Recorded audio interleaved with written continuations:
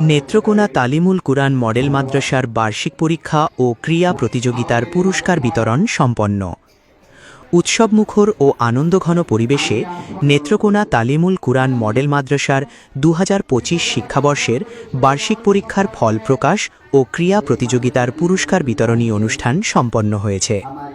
মোহাম্মদ রফিকুল ইসলামের সঞ্চালনায় মাদ্রাসা প্রাঙ্গণে আয়োজিত এই অনুষ্ঠানে প্রধান অতিথি হিসেবে উপস্থিত ছিলেন এলাকার বিশিষ্ট শিক্ষা অনুরাগী ও সমাজসেবক মোহাম্মদ সাখাওয়াত হোসেন মাস্টার।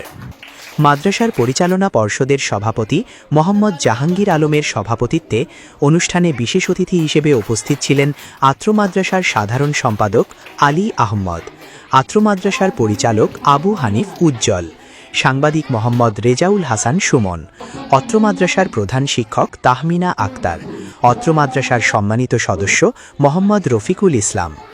বক্তারা বলেন, শুধু প্রাতিষ্ঠানিক শিক্ষাই নয়, শিশুদের শারীরিক ও মানসিক বিকাশের জন্য খেলাধুলা এবং সহশিক্ষা কার্যক্রমের কোনো বিকল্প নেই।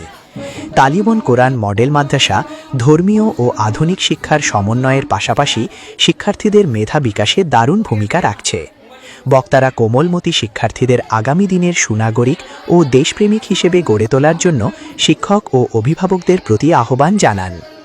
মাদ্রাসার প্রধান শিক্ষক বলেন, আমরা চেষ্টা করি আমাদের সন্তানরা যেন শুধু পড়াশোনায় নয়, বরং নৈতিকতা এবং শারীরিক গঠনেও সেরা হয়। আজকের এই আয়োজন তাদের সেই অনুপ্রেরণাকে আরও বাড়িয়ে দেবে। ছাত্রছাত্রীর অভিভাবকরা বলেন, মাদ্রাসার এমন আয়োজনে আমরা খুবই আনন্দিত। বাচ্চারা পুরস্কার পেয়ে অনেক খুশি হয়েছে। পড়াশোনার পাশাপাশি খেলাধুলার এই পরিবেশ সত্যিই প্রশংসনীয়।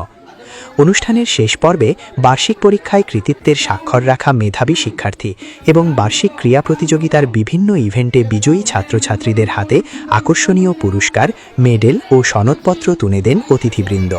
পুরস্কার হাতে পেয়ে ক্ষুদে শিক্ষার্থীদের মাঝে অন্যরকম এক আনন্দ উচ্ছ্বাস দেখা যায়। পরিশেষে মাদ্রাসার শিক্ষার্থী, শিক্ষক ও অভিভাবকরা দেশের কল্যাণ কামনা করে বিশেষ দোয়া ও মোনাজাতের মাধ্যমে অনুষ্ঠানের সমাপ্তি ঘটে।